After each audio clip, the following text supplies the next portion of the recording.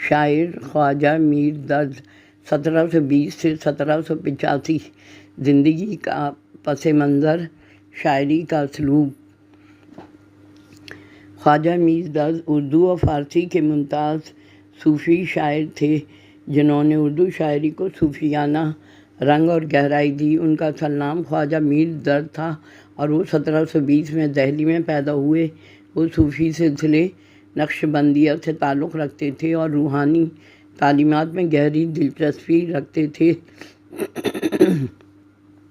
ان کی شخصیت اور شاعری دونوں میں تصوف کا نمایاں اثر تھا۔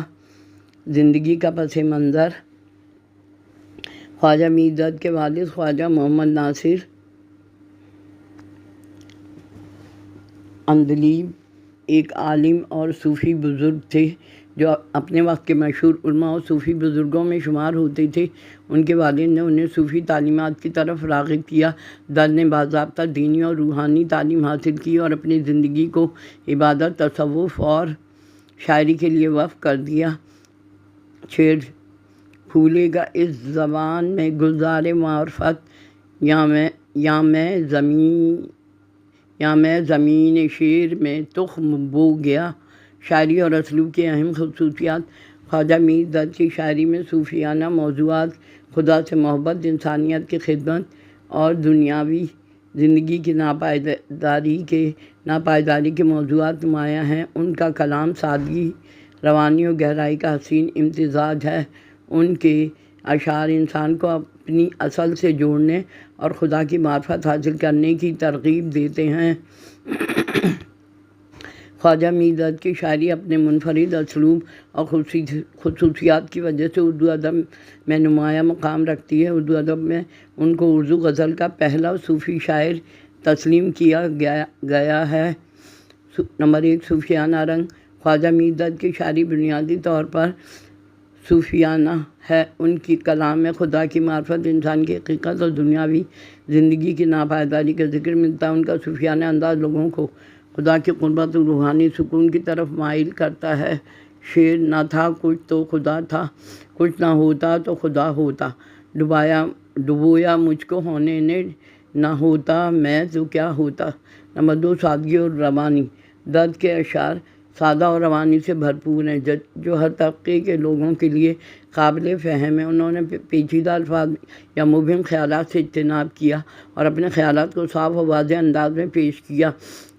شعر: درد دل کے واسطے پیدا کیا انسان کو، ورنہ طاعت کے لیے کچھ کم نہ تھے کرو بیاں۔ عشق حقیقی۔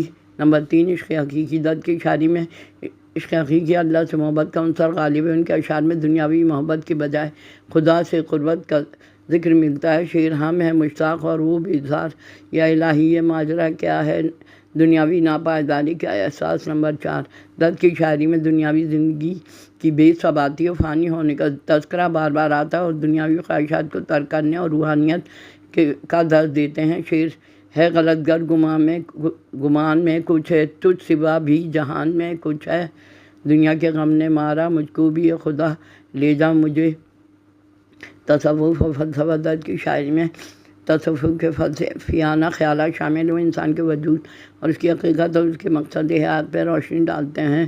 ہر ایک بات پہ کہتے ہو کہ تو کیا ہے، تم ہی کہو کہ یہ انداز گفتگو کیا ہے، دلی جذبات اور احساسات۔ نمبر 6، خواجہ میر درد کے اشعار میں جذبات کی گہرائی، دل کو چھونے والی کیفیتیں ان کی شاعری قاری کے دل پہ اثر ڈالتی ہے اور اسے اپنے اندر جھانکنے کی ترغیب دیتی ہے۔ مطلب یہ ہے کہ وہ بھی تو دیکھا کرے کوئی، تنہائی میں بھی دل کو دکھایا کرے کوئی۔